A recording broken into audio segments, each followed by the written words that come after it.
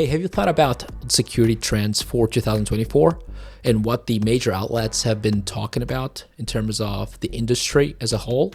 Well, in this video, I want to talk about what major outlets such as Gartner, ISACA, Microsoft, Trend Micro, and others have talked about in terms of the security trends for the industry and field in 2024. Now, of course, a major thing to keep in mind here, these are all based on their own research and their own articles from the beginning of the year. So let's have a look back into what they thought was going to be big this year. We're more than halfway through the year, so let's have a look at what they said. You're watching Cloud and Sec. This is Andre, and welcome. If you haven't subscribed yet, please do so. Leave a like, leave a comment. Let me know what you think about this kind of content and what is interesting to you as well. Now, let's get into the video. All right, so the first thing I did here was have a look at Gartner's. So Gartner, as you would know, it's a big consultancy company across major industries, including cybersecurity. And so they put out their own 2024 AI and cybersecurity predictions late in 2023. I read through the document and I identified under three main pillars, what the predictions were around people, processes, and technologies. I'm using these three pillars because these are fundamental and tenets for cybersecurity as a whole, right? So when we look at activities that organizations are doing, they're always looking to address people problem or processes challenges or even technology gaps. So therefore, let's have a look at what their trends were based on their article and how I separated some of these trends that they put out. So according to Gartner there, they believe that 50% of CISOs will adopt human-centric design to reduce cybersecurity operational friction. That's quite an interesting prediction. We're going to have a look at other trends from other major outlets, and this has been in the thinking behind it. We're also seeing there nearly half cybersecurity leaders will change jobs. Okay, 25% for different roles entirely due to multiple work-related stressors going into process. Gartner stated that about 50% of cybersecurity leaders will have tried unsuccessfully to use cyber risk quantification to drive enterprise decision-making. This is a particularly interesting fact there when we think about how to drive programs and cybersecurity programs and how to quantify success, right? And how to drive change based on quantification. So if they are seeing this amount of challenge there, well, it's definitely worth having a look at the document to identify why that was, right? They're also saying in terms of processes there, or identify that in processes, they say that 70% of boards will include one member with cybersecurity expertise. That has been a major factor over the last few months, definitely over the last few years, absolutely. Particularly over the last few weeks, right? When we think about the whole world and what the implications of specific cybersecurity events have transpired to the world, this is definitely gonna get back into doing there. In terms of technology, they're looking at 10% of large enterprises will have comprehensive, mature, measurable zero trust program in place. Definitely a focus there for large enterprises I've worked with, particularly when they're adopting identity-based controls and how zero trust plays an important role into identifying identities and what access you should have based on identities. More than 60% of threat detection and response capabilities will leverage exposure management data to validate and prioritize detected threats. I'm not sure about this figure here, 60% of threat detection based on exposure management. I think this was a little bullish there in terms of what they were predicting, but definitely exposure management is gaining a lot of mindset from industries and from customers when you contextualize what external threats are against you and how vulnerable you are to them versus how actors are actually using it. That's definitely top of mind for a lot of SOCs and threat hunters. If I expand this a little bit and think about the MITRE attack framework and how identifying known indications of attack and known patterns of attack drive change and drive detected threats, I would say that, yeah, absolutely. Threat detection and more than 60% is likely being driven by frameworks such as MITRE ATT&CK. But not necessarily exposure management at this level, I would say. I don't have figures, of course, but yeah, interesting facts there from Gartner. 70% of employees will acquire, modify, or create technology outside IT's visibility. Yep, that's still very much a problem. Shadow IT is a challenge for everyone or every organization. And when we think about where endpoint security is, but also network security and SaaS, CASB technologies are, shadow IT is still big focus of technology, and reducing your exposure, your attack surface is very much top of mind for a lot of organizations. So yes, I would say that a lot of employees are still doing it. They don't know the risk of it, and that poses a lot of threats for organizations. Shifting gears a little bit, let's look at ISACA. ISACA is a major organization in the, industry. They do education, but they also provide a lot of research and a lot of community engagement for professionals. Now, there are cybersecurity trends there. They pointed out 7 trends for proactive cybersecurity in 2024. They talked about AI integration challenges, right? So thinking about how to integrate AI into processes from organizations, remote work risks. That's very topical still to this date. Of course, we know that is the case because, a lot of organizations are still doing it. Although over the last few months, there's been a lot of pushback from large organizations to go back into the office. I've seen this happen in major organizations, talking to peers, but also seeing that happen as well in organizations there. Talent gap, that's still very much a challenge. A lot of major players are trying to circumvent that with the use of tools that enhance capabilities such as generative AI for cybersecurity.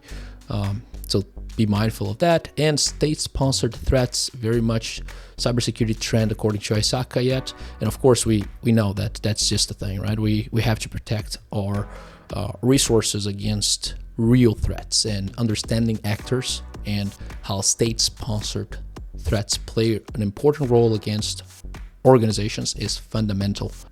Next up, looking at processes, geopolitical dynamics.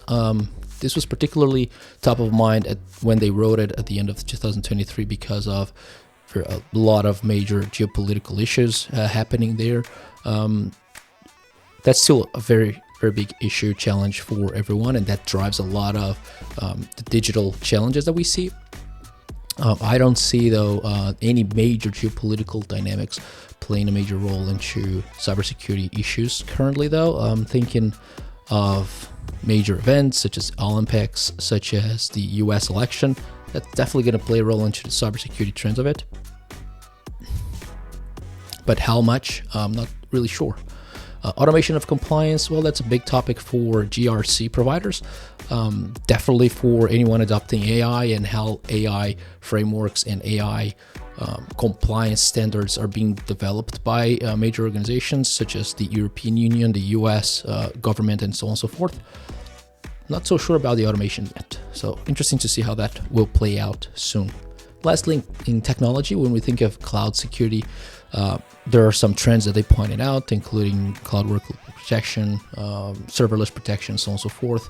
Mobile security, of course, that's still very topical, and they pointed out the need to protect the ever-increasing number of mobile devices and the spread of information into them, and IoT security being top of mind for them there too.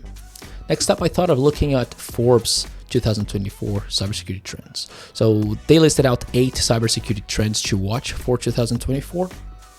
And these are some of the ones that I highlighted in here, right? So first and foremost, people, right? So AI's role in cybersecurity will expand to encompass automated responses and predictive analysis. Absolutely, we're seeing a lot of major vendors announce. Of course, there are generative AI tools. All major cybersecurity vendors have their own flavors of it. So that's definitely top of mind there. Next up, election years will provide fertile ground for social engineering and disinformation. That's spot on. Of course, we know election years are always plagued with this sort of issues, and that is definitely something that we're going to see very soon with US elections and other elections around the world for sure. 2024 will see a rise in AI based predictive social engineering and disturbing convergence of AI and social manipulation techniques. We are seeing a lot of that, of course. We're seeing a lot of deepfakes. We are seeing a lot of AI content destroying the web, some say. Definitely destroying the web as we know it, or as we knew it for the past 10 years. So that's definitely something that is playing a role there. When we look at AI to manipulate people, definitely in terms of creating better crafted emails, for example, creating content that you're sharing to your inbox, sharing to your LinkedIn inbox even. So I'm watching you out there, people, trying to fish me there. But yeah, absolutely. So that's definitely playing a role there. Next up, processes. Progression of data privacy regulations, paving the way for establishing a national data privacy act in the US. That is definitely underway. There have been some movements since they predicted it at the beginning of the year there, so definitely worth having a look at that. I will definitely shed a light on this in the future. The concept of zero trust in cybersecurity is set to become a staple topic in boardroom discussions in 2024. Yep, like I said in Gartner's prediction there, zero trust is definitely top of mind for a lot of organizations. This is definitely a discussion there in boardrooms. And the FEMA initiative could potentially underwrite essential services like airports, hospital, energy and water treatment plants, and commercial insurance options become limited. Lastly, technology. Ransomware remains a formidable threat in 2024, with tactics becoming increasingly complex and negotiations more aggressive. We definitely have seen very large ransomware bills this year, so definitely something very topical, and of course negotiations very aggressive, or like Forbes said. The burgeoning cannabis industry is increasingly vulnerable to cyber attacks as they transition to digital platforms. This is just a remark around an industry that's trending upwards, or that was trending up towards at the end of 2023, and that was still very susceptible to cyber attacks. Definitely the case for any growing industry as they ramp up their businesses. And integrating AI into cybersecurity applications can improve threat detection and incident response. Yes, we have seen how all of these vendors have essentially woven AI into their platforms. Something that has happened over the last decade for sure, so nothing new, but coming this from the explosion of generative AI particularly, which helps people. Doesn't solve any issues, helps the SOC. Now let's look at Microsoft's digital defense report for October 2023, so way before these predictions came out, but their digital defense report pointed out to cybersecurity skill gaps, absolutely, right? So that drives up adoption, drives up the need for people to skill up, that drives the industry forward, which is cybercrime victims will receive more support and assistance from public and private sectors. Interesting to see how that will play out, particularly after some major events that transpired in cybersecurity field, particularly cybercrime, right? So this is a particularly interesting affirmation there. And influence operations will pose a persistent threat online to security and democracy. Influence operations being what Microsoft has deemed as part of geopolitical threats and challenges there, especially looking at right off the start of the war in Ukraine, for example. Next up, processes. Zero trust becoming the default security. Yep, everyone has talked about it. Collective defense is strengthening knowledge mitigation across the global security ecosystem. I would agree to that. Collective defense being a concept of you protect yourself, help protect the others, and that will increasingly come around when we think about supply chain security and challenges. And supply chain security will be a top priority for critical infrastructure and other sectors. Yes, so having a foothold and good grasp of what technologies you're using and how susceptible they are to being vulnerable or also attacked is incredibly important there. Technology, artificial intelligence playing a vital role in defending and ensuring the resilience of business and society. As we know, a lot of cybersecurity vendors have released their generative AI solutions that helps that, but artificial intelligence, as I stated before, has been a fundamental technology as part of EDRs, as part of XDR, and even SIEMs for the last decade and even for that. So it will continue. That's probably a more accurate statement there, but that's definitely some of the impressions that they were hinting at their MDDR. Cloud native security becoming a norm for cloud-based applications and services. So Microsoft, they're essentially looking at how cloud security, or CNAPP, right? Cloud native application protection platform, will become something fundamental for organizations and top of mind. And that has been the case, definitely, right? So a lot of major players in the cloud security space have released their CNAPP platforms, but also their CNAPP solutions. And that has definitely become the norm for cloud-based there. Quantum computing will pose challenges and opportunities for cybersecurity. There hasn't been a lot released publicly around quantum computing, nothing that has made the headlines when we think about it, but there has been some research around quantum computing that has driven the field upwards, and we know that AGI and quantum computing are definitely going to be what's going to drive the next revolutions in every industry, right? So when we think about that, that's a safe bet to make, right? I could look into Trend Micro cybersecurity trends. I'm going to leave them here. There's also been reports from other major outlets and other major cybersecurity providers, but I will leave them in the description in case you're interested in seeing them. I have ran through a lot of major providers, and as you've seen, there's a lot of zero trust, there's a lot of AI, there's a lot of processes coming into play here. So hopefully that has helped you understand what people were saying at the beginning of this year in terms of cybersecurity as an industry.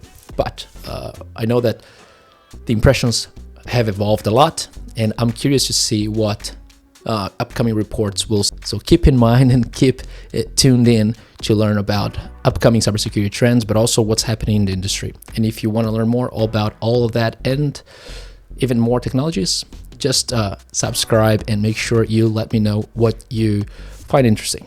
All right, see you around.